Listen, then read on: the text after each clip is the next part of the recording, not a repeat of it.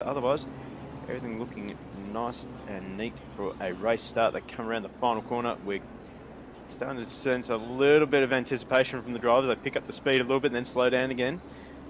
Although this is our first lap nerves coming up as we get set for the green light. And we are away and racing. It looks fairly clean, and it is the inside line for Smith, I think that is, who takes the early hole shot and will lead the field up Mountain Straight towards Griffin's Bend. Can't see anything in camera 2 for accidents. Oh, no accidents yet. So that's a fantastic effort so far from at least half the field. I think I see. Oh, actually, I see a yellow flag on the main straight. Car 33 going slow on the track map. So something's happened. Oh, and Smith getting the hurry up from Bakita, and Lawrenson trying to go up the outside of Bakita going into the cutting. That would have been a brave move as they make their way through the cutting single file. So cooler heads do prevail in the end. But a great start from Smith. He gets that hole shot and leads them over the top of the mountain for the first time. We're almost clouting the wall at Silman Park too. So these guys are already on the limit of adhesion on this first lap. It'll drop them down, fairway down the field. Oh, greatest car in the game, up to 9th position. Isn't this? I'm going to be unapologetically biased towards this Nissan. Don't worry, I'm here with you. Good man. Cat, you've got 12 hours of Matt being biased towards this. Tuck yourselves in.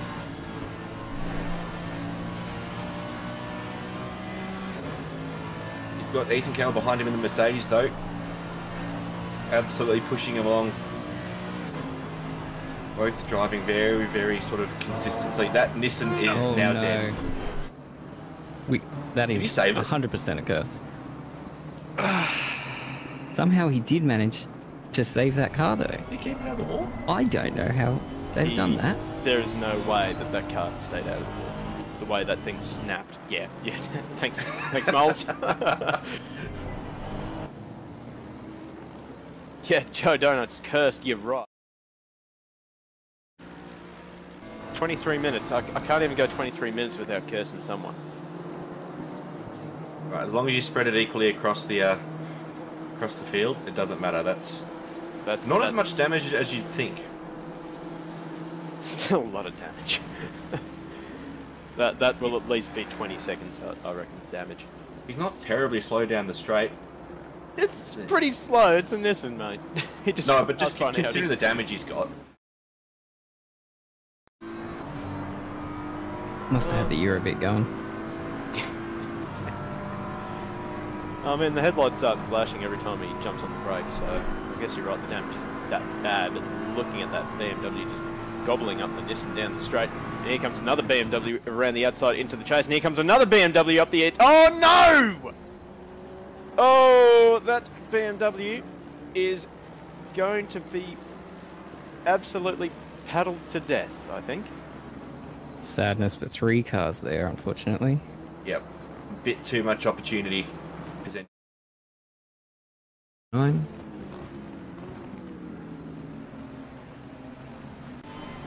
So interesting that Matt Lamb hasn't made that pit stop yet, so perhaps they've been running that lower fuel map and trying to go for longer runs and beat them on the strategy.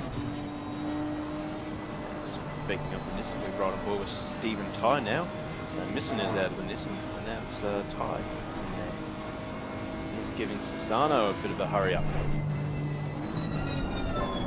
Oh, that's a brown flag right there. Bit of work to do from P38, but they'll get there. Oscar Lau cops 15 seconds as he enters the pit lane for causing a collision as well. Back here with the commentary favourite, Ty in the Nissan. They made their way up back to P27, so they're recovering not too badly. We're going to make a move on Rashidi here.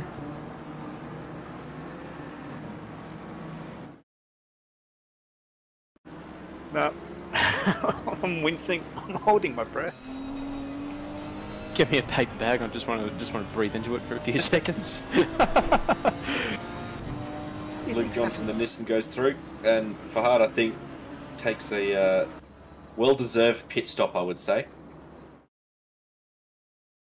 Cars can usually take a bit more damage and not have it impact them too much, depending on where it is exactly. Ooh, as we see there, car going wide.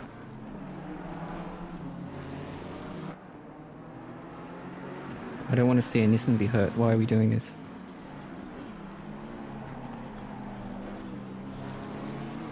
Oh, almost recovered it there, and just that rear end got unsettled and lifted off the ground, and that's sadness.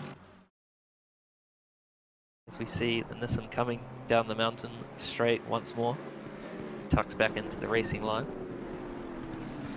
So currently in P27 by Lee, so nice drive for the solo Nissan team waving that Nismo racing flag.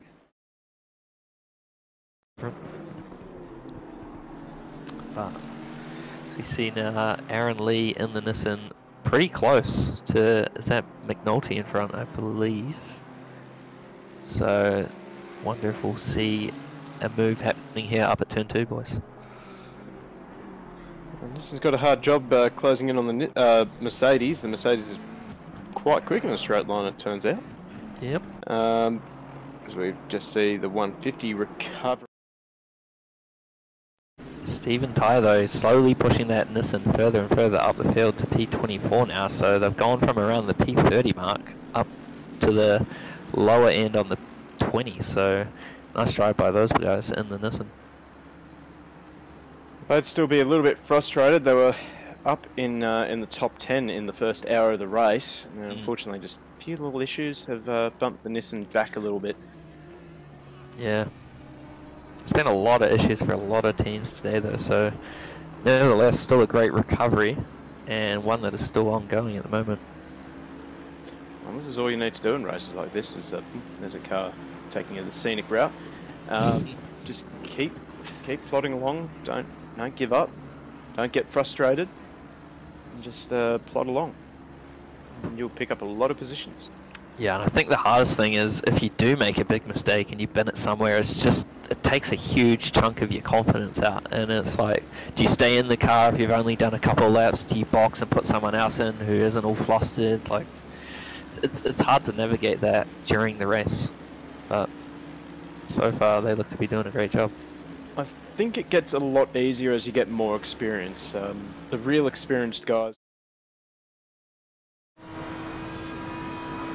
I will have to show my Nissan bias and say that the 111 Nissan looks spectacular. It's a very well done livery of the, I think it was the 2015 Nissan GTR that won the race. That's correct. One of the most epic races of 12-hour history, really. Yes, indeed. It's been I'd say lovingly recreated in the sim. Looks really good.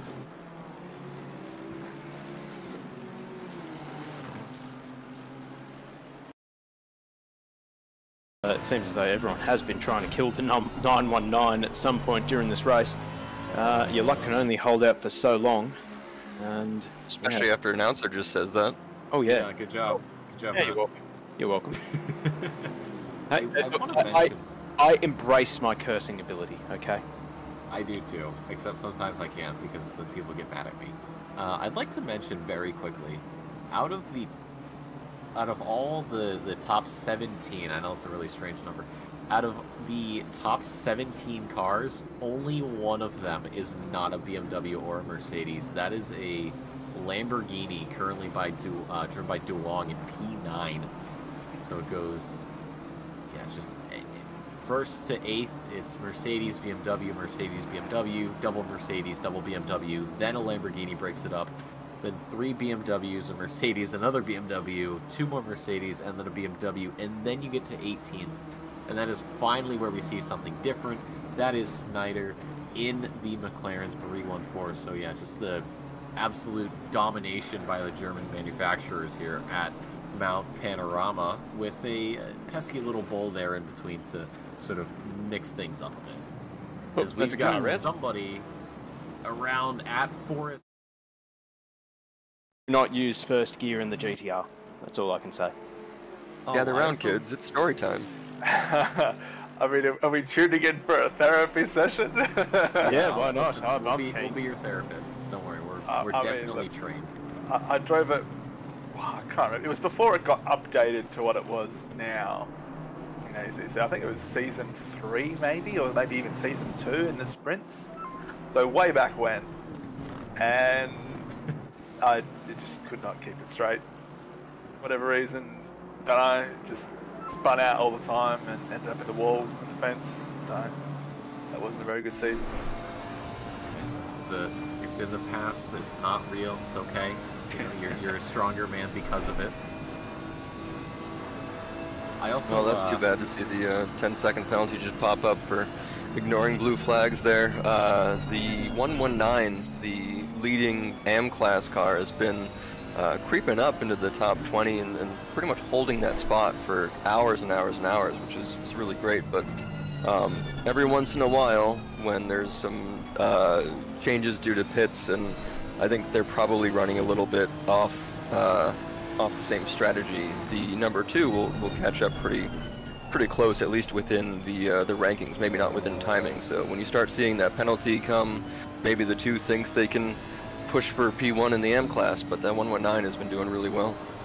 So, well, not really funny story, I guess, race story about the 2 and the 119.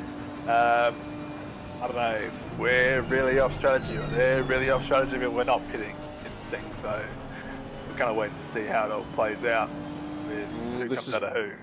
This is risky here. Into the cutting, 2x2. Oh, good racing.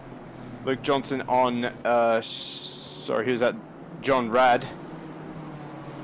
So Rad got up on the curb a little bit too much at Griffin's Bend. That gave the run to the Nissan. And Luke Johnson up into 19th. So the 111 is starting to make a slow march forward after unfortunately having a bin at the top of the mountain, then unfortunately getting cleaned up in a game of Skittles at the chase. Very much earlier in the day, I should say. So good to see that the Nissan is starting to quietly move forward.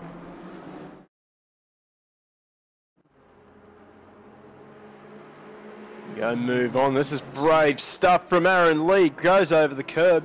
Somehow manages to keep the GTR under control. And he moves up into 19th place. So the 111 doing a fantastic job. A little bit beaten up though, has to be said.